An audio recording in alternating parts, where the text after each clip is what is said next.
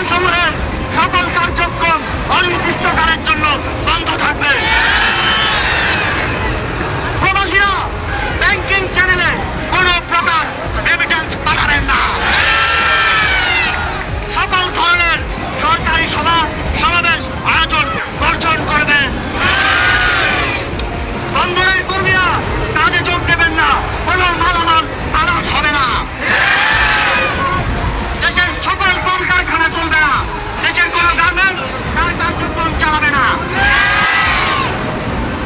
এই সরকারের পতন না হওয়া পর্যন্ত গণপরিবহন বন্ধ থাকবে। শ্রমিকরা কেউ কাজে যাবে না। আগামী রবিবার এবং প্রতি সপ্তাহের প্রথম দিন রবিবার শুধুমাত্র ব্যক্তিগত লেনদেনের জন্য ব্যাংক খোলা থাকবে। বাকি সাপ্তাহিক কার্য দিবসগুলো ব্যাংক বন্ধ থাকবে।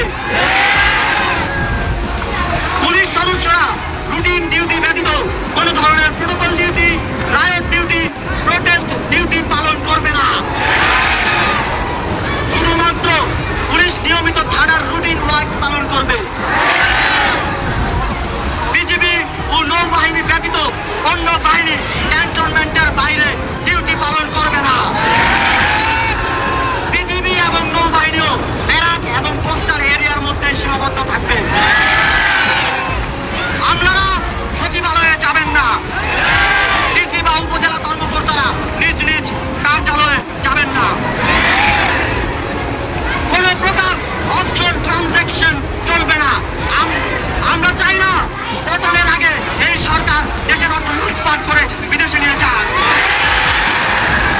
বিলাস দ্রব্যের দোকান, শোরুম, মার্কেট সবকিছু অনির্দিষ্টকালের জন্য বন্ধ থাকবে।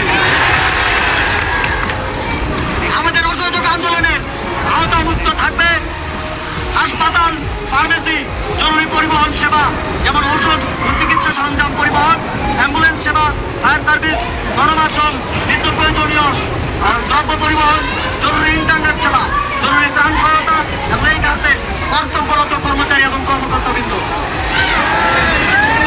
নিত্য প্রয়োজনীয় দ্রব্যের দোকানপাট শুধুমাত্র বেলা 11টা